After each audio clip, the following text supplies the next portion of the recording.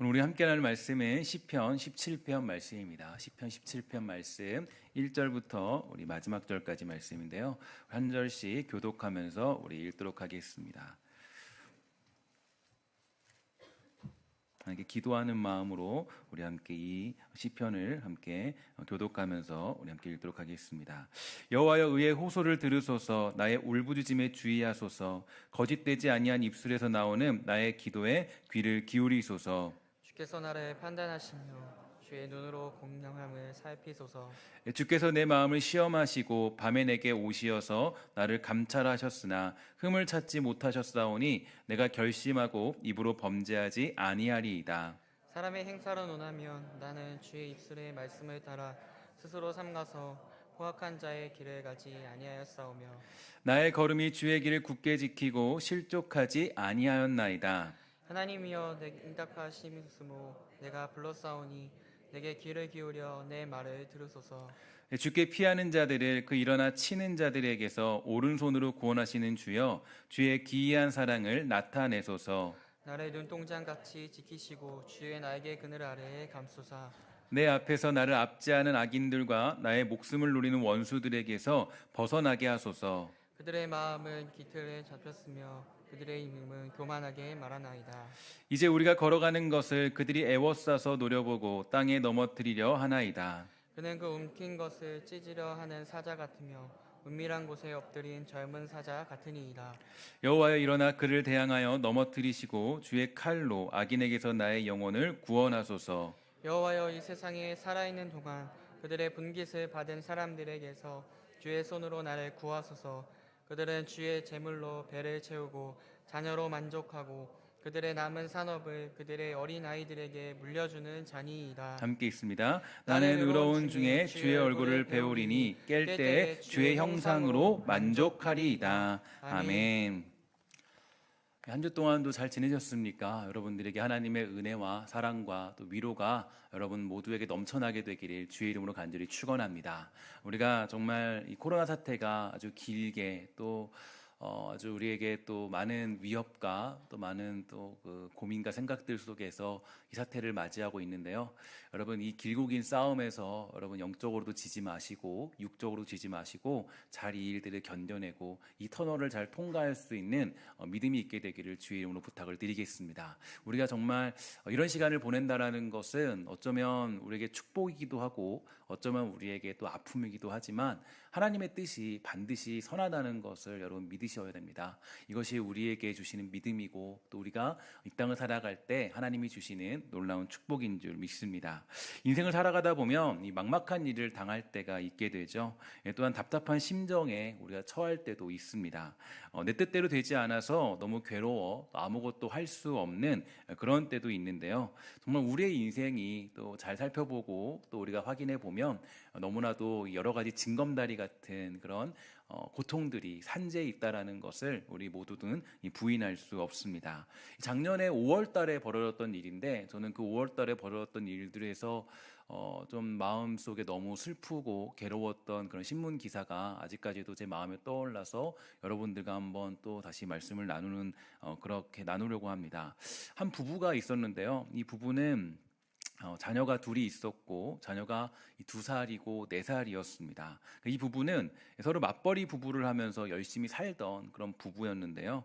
그러던 어느 날 이 두 부부가 한순간에 직장을 잃어버리고 말았습니다. 그러자 7천만 원 정도의 빚을 이제 가지고 있었고 또 이 부부는 돈을 갚을 길이 없어서 결국 돌아올 수 없는 강을 택하기로 그렇게 결정을 하게 돼요. 그래서 이 렌터카를 빌려서 이 자녀들과 모두 함께 이제 죽기를 선택하게 된 것입니다.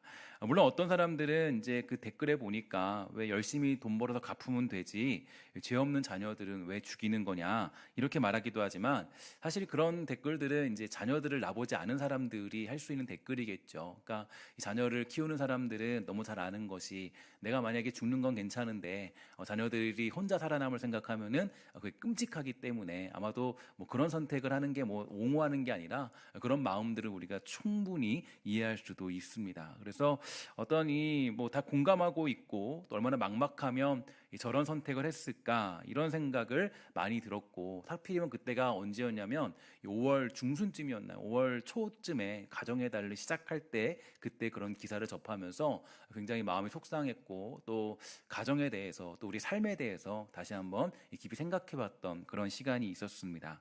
이처럼 우리가 막막한 일들에 놓인 사람들의 심정은요, 이 말로 표현할 수 없을 정도로 괴롭다는 겁니다.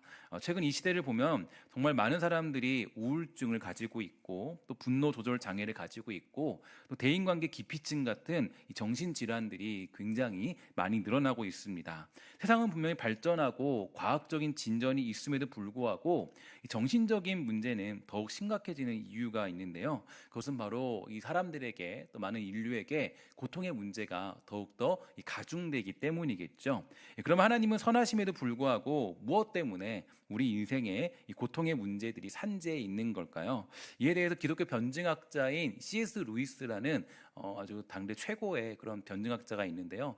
저도 이 C.S. 루이스의 책을 예전에 많이 읽으면서 굉장히 많은 생각을 할 수밖에 없었던 그런 책의 내용입니다. 그래서 이 C.S. 루이스가 말하기를 이렇게 말했습니다. 우리 대부분이 하나님이 선하시다는 말을 그저 친절하다는 것으로 오해하고 있다. 기독교에서 하나님이 인간을 사랑하신다는 말은 우리에게 무관심한 나머지 사심 없이 우리의 복지에 신경 쓰신다는 뜻이 아니라 두렵고도 놀라우며 참된 의미에서 우리를 사랑의 대상으로 삼으셨다는 뜻이다. 세상을 창조해낸 사랑으로서 작품을 향한 화가의 사랑처럼 집요하고, 개를 향한 인간의 사랑처럼 전제적이며, 자식을 향한 아버지의 사랑처럼 신중하고 숭고하며, 남녀의 사랑처럼 질투할 뿐 아니라 꺾일 줄 모르는 철두철미한 사랑으로서 여기 계십니다. 이렇게 표현해 주었습니다. 만약 인간이 선하다면 이러한 것에 대한 이해가 불필요하겠지만, 인간이란 존재는 우리가 잘 아는 것처럼 전적인 타락, 그러니까 전적 타락한 그런 존재입니다. 스스로 하나님의 사랑을 부정하고요, 절대 어떤 면에서도 그 선한 것들을 찾아낼 수가 없는 존재가 인간이란 존재죠. 그래서 하나님의 사랑을 부정하는 존재이기 때문에 우리를 치료하고 바로잡는 부분에서 고통이라는 것은 바로 그 역할을 하게 되는 것입니다. 저는 그래서 이것을 어떻게 비유하냐면 좀 마치 수술하는 것 같다. 그러니까 여러분, 수술을 하게 되면은 고통이 따르잖아요. 그러니까 우리가 뭐 어디 다쳤거나 몸에 이상이 있으면 그것들을 제거하기 위해서는 수술이라는 것을 감행해야 됩니다. 수술에는 언제나 이 고통이 따르고, 또 그 고통을 해야만, 지나야만 그 정상적인 몸으로 돌아오는 것처럼 이 고통이라는 것은 마치 좀 수술대에 오르는 것 같다. 그래서 우리가 하나님이 치료하시는 손길이 있다라는 것을 여러분 기억할 필요가 있습니다. 요즘 우리가 이 전 인류적으로 당하는 고통을 한번 생각해 볼까요? 이 코로나19라는 전염병이 이 팬데믹 상태가 되어서 아주 무서운 강세를 보이고 있습니다. 모든 사람들이 두려움에 떨고 있고, 그 전염병을 예방하기 위해서 이 자가 격리하면서 이 최소한의 생활로 삶을 유지하고 있는 그런 형편인데요. 그렇게 세상은 강제적인 그런 휴식기에 들어가게 되었습니다. 그러자 어떤 일이 벌어지게 되었죠? 제가 이 사태를 지나면서 가장 놀란 것 중에 하나가 이 아이들이 감기에 한번 걸리지 않더라고요. 그러니까 제 딸들 보니까 이 상태를 통해서 이 감기에 걸리지 않고 병원에 가질 않아요.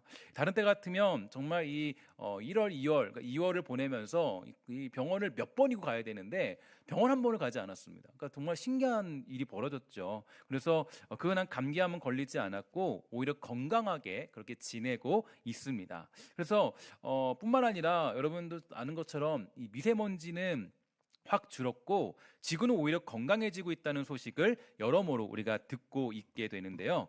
정말 어쩌면 이 고통은 우리가 이 해결책으로 믿고 있는 과학이나 이 경제 발전들의 이 무효성을 알려주는 것인지도 모르겠습니다.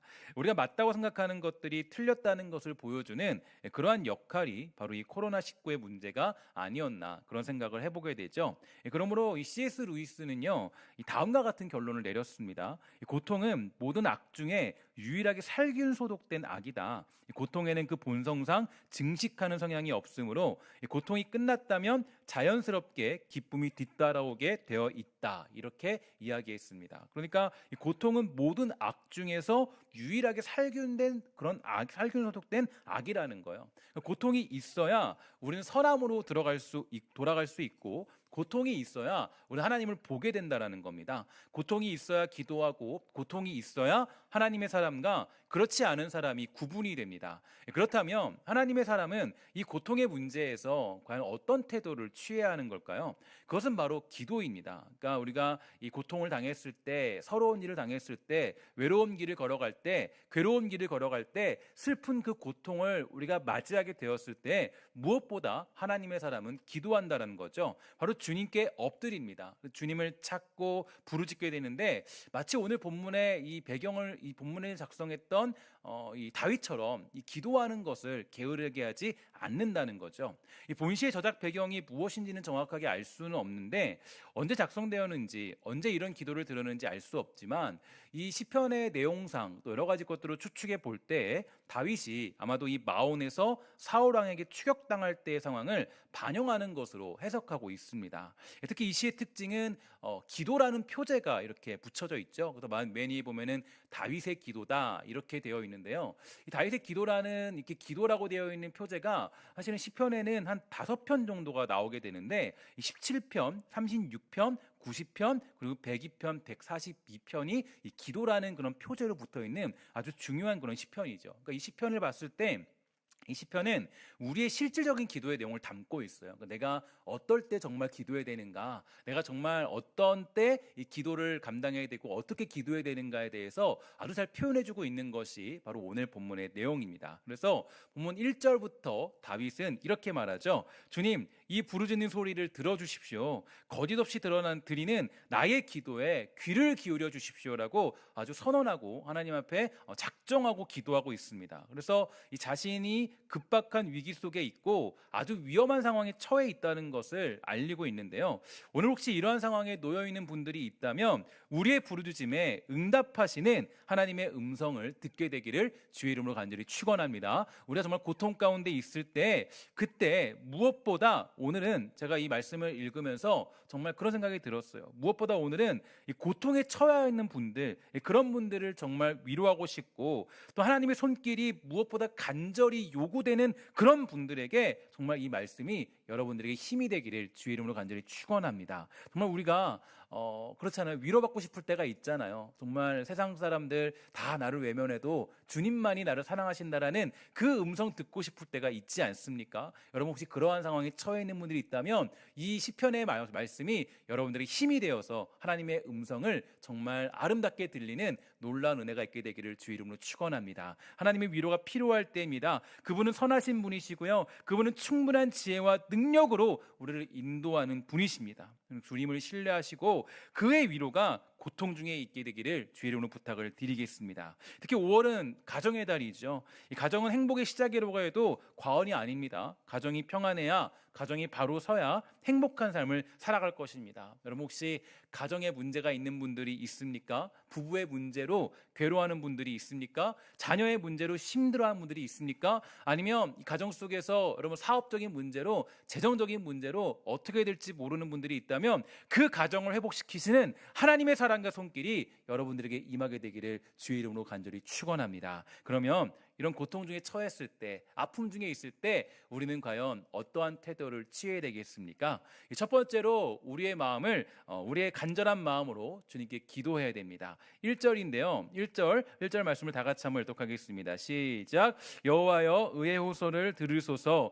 나의 부르짖음에 주의하소서. 거짓되지 아니한 입술에서 나오는 나의 기도에 귀를 기울이소서. 아멘. 다윗은 지금 간절한 마음으로 하나님을 찾고 부르짖고 있는데요.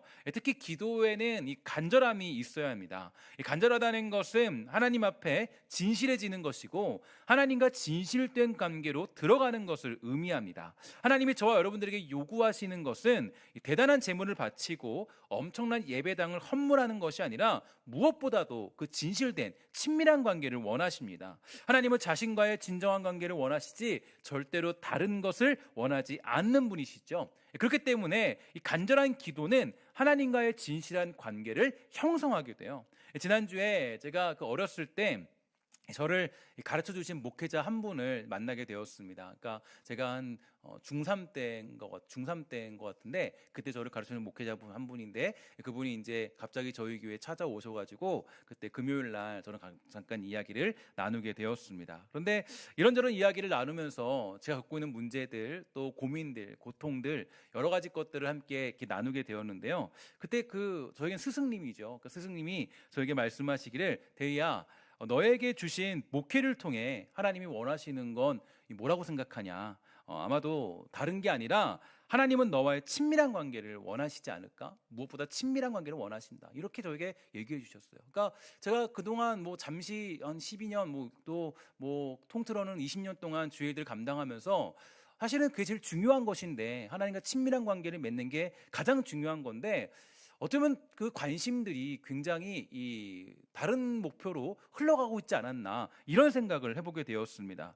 하나님이 저를 부르신 이유는 저를 통해서 대단한 일을 하도록 하기 위해 부르신 것이 아니고, 제가 목회자가 된 것도 제가 뛰어나거나 막 언변이 좋다거나 여러 실력이 있다거나 그런 것들도 아니겠죠. 하나님이 저를 부르신 이유는요, 무엇보다 제가 하나님과 더욱더 친밀해지기를 원하시기 때문입니다. 목회가 내 뜻대로 되지 않고 우리의 생각대로 되지 않는 이유는 무엇보다 하나님과 친밀한 관계를 원하시기 때문이겠죠.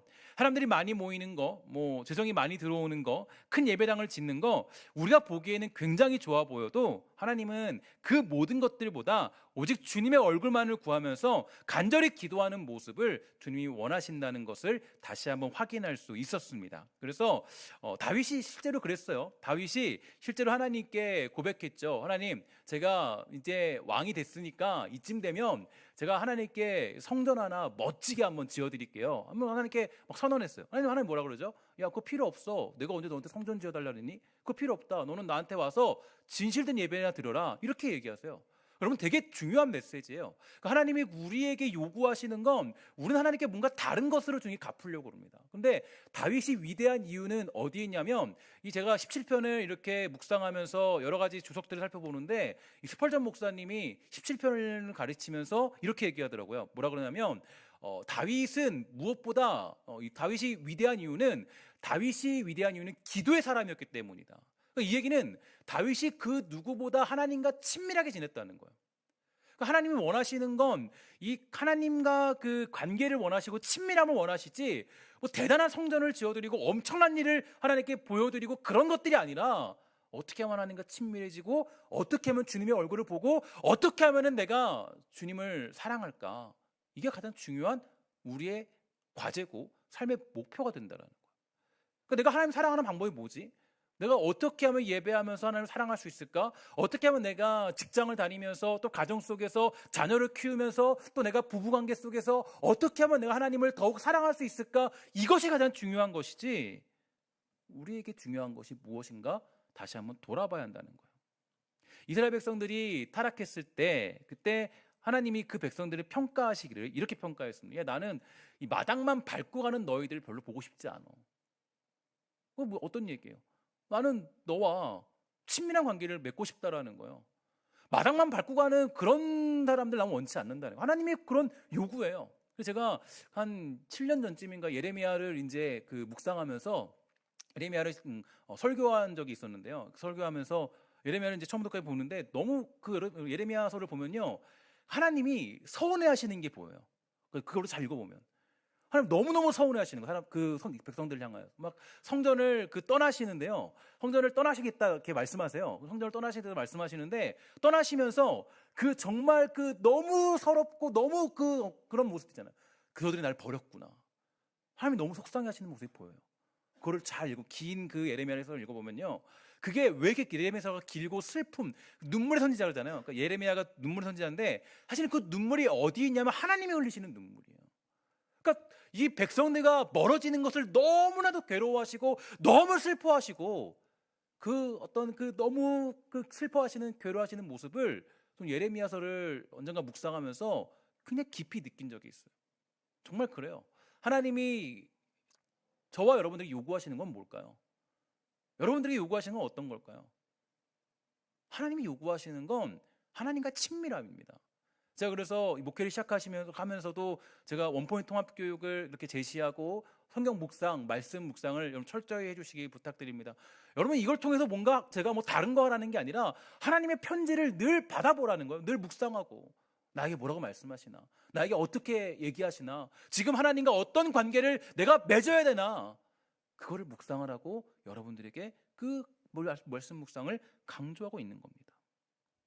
그래서 우리가 고통이 찾아오는 이유에 대해서 좀 생각을 조금 더 다시 한번 해보면, 고통이 찾아오는 이유는 바로 하나님과 친밀한 관계 때문이죠. 좀 생각을 해보십시오. 우리가 하나님과 가장 친밀한 때가 언제였습니까? 하나님과 가장 가까울 때가 언제예요? 힘들 때죠. 어려울 때예요. 고통당할 때요. 평안할 때는 주님 찾지 않습니다. 잘. 고통당할 때 주님밖에 안 보이고, 고통당할 때 우리 하나님밖에 안 보여요. 고통당할 때 주님만 부르짖고, 아픔이 있을 때 주님을 찾게 되는 거예요.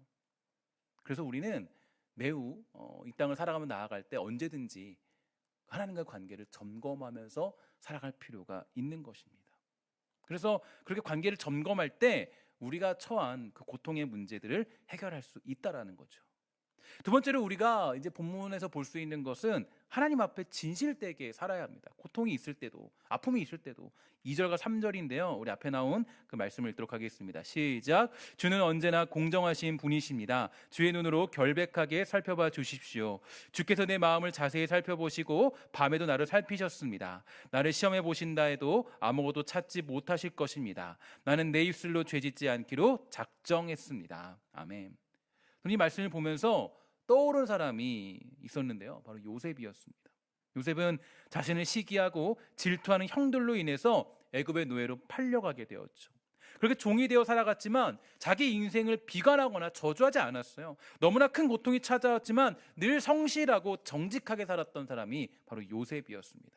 사실 이러한 일을 당하게 되면요, 하나님을 원망하면서 살 수도 있지 않겠습니까? 많은 사람들이 고통을 당하면 정말 그 모든 문제들을 쾌락으로 해결하려 합니다. 술을 진탕 마시거나 클럽에 가거나 심지어 마약까지 하면서 자기에게 주어진 엄청난 문제를 해결하려 하죠. 그래서 맨날 술에 취한 아버지들에게 왜 술을 마셨느냐 물어보면 힘들어서, 너 때문에, 이렇게 말하지 않습니까? 하지만 요셉은 달랐어요. 너무나 큰 문제 앞에, 너무나 두려운 시간 속에서 그는 정직하고 성실하게 살았습니다. 늘 하나님 앞에서 살아가는 사람이 바로 요셉이었어요. 심지어 그를 유혹하는 보디발의 아내 앞에서 고백하기를, 나는 살아계신 하나님 앞에서 득죄할 수 없습니다. 자기 삶을 원망으로 풀지 않았고 늘 정직하게 성실하게 살았다는 겁니다. 바로 이 믿음의 사람이 고통 앞에 섰을 때 취해야 될 중요한 자세입니다. 고통이 찾아왔다고 해서 우리를 놓아버릴 필요가 없다라는 거죠. 그 고통 문제 뒤에 우리 하나님의 손길이 있기 때문입니다. 집요하게 우리를 최고의 걸작품으로 만들고자 하시는 하나님의 사랑이 우리의 고통 속에 담겨져 있기 때문이에요. 그렇기 때문에 여러분, 우리는 고통 중에서도 우리는 신실하게, 성실하게, 정결하고 거룩하게 살기 위해 힘써야 합니다. 이것이 하나님의 선하심을 믿고 살아가는 사람들의 모습이 될 줄 믿습니다. 세 번째로, 우리가 고통 중에 있을 때는 이 문제를 해결하시는 하나님의 일하심을 기대해야 돼요. 7절부터 9절인데요. 이렇게 말하고 있습니다. 주를 신뢰하는 사람들을 그 적들에게서 오른손으로 구원하시는 주여, 주의 크고 놀라운 사랑을 보여주소서. 나를 주의 눈동자처럼 지켜주시고 주의 날개의 그늘 아래 숨기셔서 나를 공격하는 악인들에게서 나를 둘러싸고 죽이려는 내 적들에게서 지켜주소서. 다윗은 지금 하나님께서는 당신께 피하는 자를 오른손으로 구원하신다라고 고백하고 있습니다. 성경에서 이 오른손은 하나님의 능력을 상징하고요, 특별히 오른손은 강함, 능숙함을 상징합니다. 왜냐하면 사람은 일반적으로 왼손보다는 오른손이 좀 강하고 무슨 일을 함에 있어서 능숙하기 때문이죠. 따라서 하나님께서 당신께 피하는 자를 오른손으로 구원하신다는 뜻은 하나님의 구원이 완벽하다는 것을 의미하고 있어요. 또 하나님은 당신을 의지하는 자를 최고의 선한 길로 인도하신다는 뜻입니다.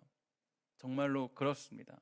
하나님은 당신께 피하고 의뢰하는 자들을 완벽하게 구원하시고 최고의 길로 인도하시는 분인 줄 믿습니다. 이 고백이 다윗의 고백뿐 아니라 여러분의 고백이 되기를 주의 이름으로 간절히 축원합니다. 잠언 3장 5절과 6절에 보면 이렇게 말합니다. 너는 마음을 다하여 여호와를 의뢰하고 내 명철을 의지하지 말라. 너는 범사의 글을 인정하라. 그리하면 내 길을 지도하시리라. 이사야 26장 3절 말합니다. 주께서 심지가 견고한 자를 평강의 평강으로 지키시리니 이는 그가 주를 의뢰함이니이다. 아멘. 그렇죠. 하나님께 의뢰하면 하나님이 여러분들을 지키신다라는 거예요. 고통 중에 아픔이 있을 때 다른 길로 가지 마십시오. 오직 하나님 앞에 엎드려 예배하며 찬양하고 기도하는 일에 여러분의 마음을 쏟게 되기를 주의 이름으로 부탁을 드리겠습니다. 결국 우리의 문제를 해결하시는 분은 우리 주님밖에 없습니다. 믿으십니까? 번민과 슬픔과 괴로움을 해결하시고 평안을 주시는 분은 오직 우리 하나님의 손길만이 그것을 가능하게 하세요. 예수님께서 고난당하시고 십자가에 달려 죽게 되자 제자들은 근심에 빠졌고 자기 할 일을 찾아서 고향으로 각자 돌아가게 됩니다. 근데 그때 부활하신 예수님께서 제자들에게 나타나셨어요. 근데 그때 예수님이 하셨던 첫 마디가 뭔지 아십니까? 평안이 있을지어다. 평안이 있을지어다. 두려움에 떨고는 제자를 향하여서 이렇게 말했어요. 평안이 있을지어다. 여러분, 그 예수님의 음성을 여러분 사모하게 되기를 주의 이름으로 부탁을 드리겠습니다. 우리에게 평안을 주실 분은 예수님밖에 없어요. 고통 중에 있을 때 여러분의 평안을 주장하실 분도 우리 주님밖에 없습니다. 예수님께서 그 평안을 위해서 십자가에 달려 죽으시고 부활하시고 승천하시고 우리에게 성령님을 보내주셔서 우리가 그 평안을 누리게 된 줄 믿습니다. 여러분 안에 평안이 있음을 믿으시고 여러분 이 괴로운 시절 속에서 여러분 다시 한번 주님의 평안을 깊이 누리는 우리 모두가 되기를 주의 이름으로 부탁을 드리겠습니다. 하늘이 땅보다 높음 같이 내 길은 너희 길보다 높으며 내 생각은 너희 생각보다 높으니라. 하나님의 생각은 그냥 단순히 내 앞에 있는 문제가 아닙니다. 이 문제 너머에 하나님이 준비해 놓으신 너무 놀랍고 위대한 평안이 우리에게 있다라는 것을 믿게 되기를 부탁을 드리겠습니다. 마지막 네 번째로 고통 중에 주님 만날 날을 사모해야 하는데요. 사실 오늘의 결론이 여기에 담겨져 있어요. 그러니까 이 부분이 우리에게 있어서 왜 고통이 여전히 우리에게 찾아오는가에 대하여서 다시 한번 이 마음 깊이 새겨보아야 되는데요. 15절에 보니까 이렇게 말하죠. 나는 떳떳하게 주님의 얼굴을 볼 것입니다. 내가 일어날 때 주를 닮아가는 것으로 만족할 것입니다. 저는 이 다윗의 고백이 너무나도 제 마음을 치고 제 마음을 울리고 제 마음속에 너무 깊이 다가왔어요. 그러니까 다윗이 기도하는 이유가 고통 때문이었잖아요. 아픔 때문이었잖아요. 그런데 그 모든 결론은 내가 주님 얼굴 보기를 원한다라는 거예요. 떳떳하게 주님 오시는 그날까지 제가 잘 견디고 버티고 이겨내서 저 주님 얼굴 볼 때까지 그래도 이 길을 걸어가겠습니다. 이 고백을 하고 있는 것이 다윗의 모습이라는 거예요.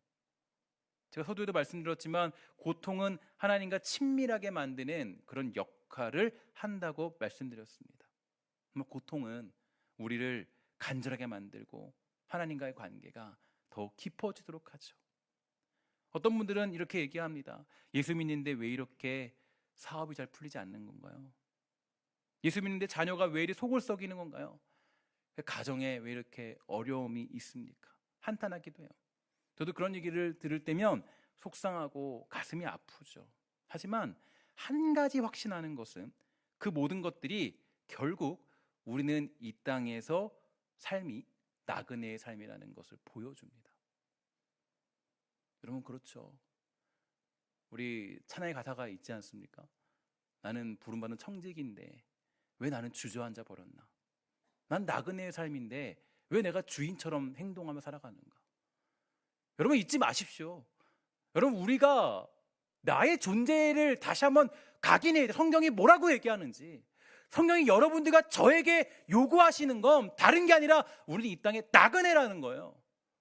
이 땅에 정착하며 이주하고 여기서 백성으로 사는 것이 아니라 여기서 그냥 머무는 것이 아니라 우리는 나그네라는 거예요. 우리의 시민권은 어디 있다고 그랬습니까? 하늘에 있다고 그랬어요. 우리는 그 하늘을 사모하는 백성들이에요. 주님의 얼굴을 사모하면서 그분과 함께 살아가기를 원하는 백성들이에요. 근데 만약에 고통이 없다고 생각하십시오. 아픔이 없다고 생각해 보세요. 내가 예수 믿었더니 모든 게 다 잘 되고 있어요. 사업도 잘 되고 아픔도 고통이 없어요. 그럼 우리 아마 주님 저 10년만 20년만 더 있다 갈게요. 조금만 저 좀 살려주세요. 제가 이 부분에서 정말 너무나도 깊이 깨달았다는 게, 제가 목회자도 이런 실수를 많이 해요. 저도 예전에 이제 그 어렸을 때 24살 이때쯤에 이제 사역을 하는데, 그 목사님이 제가 정말 너무나도 흉보는 같은 그러지만 너무 속상한 일이라서 목사님이 저한테 그러는 거예요. 우리 뭐 기도회 이런다고 이러는 거예요. 주님 오셔도 우리 교회가 부흥 다 되고 나서 오셔야 돼요. 이렇게 기도하죠. 저는 너무 깜짝 놀랐어요. 너무 이렇게 욕심이죠. 주님 만나는 게 우리 가장 큰 목적 아니에요? 제가 그래서 정말 우리가 생각하기를 어떤 게 필요하냐면, 우리의 이 땅을 살아가면서 여러분들과 제가 사모해야 될 것은 주님 만나기를 사모하는 겁니다. 주의 얼굴을 보고자 하는 거예요. 내일이라도 당장 주님을 만나기를 소망하는 거, 이게 우리의 고백이 되는 거예요. 우린 조금만 편해지면 안주하여 주저앉으려 하죠. 본향이고 뭐고요, 더 가지려 하고 누리려 하는 것, 그것이 우리의 본보습입니다. 그래서 우리들에게 여전히 고통은 쫓아오는 거예요. 왜 고통이 쫓아오느냐? 우리를 어디로 데려가는 거예요? 우리를 저 천국 본향 사모하도록 우리를 쫓아오는 거예요. 고통이 무섭게 우리를 쫓아옵니다. 왜냐? 자꾸 우리는 안주에 있으니까. 자꾸 우리는 주님 만 만나려고 하니까. 주님 여기가 더 좋사오니 여기 초막셋을 짓고 주님 좀 살고 삽시다. 그래서 우리에게 이 고통과 아픔이 찾아오는 겁니다. 심지어 바울도 이렇게 고백했어요.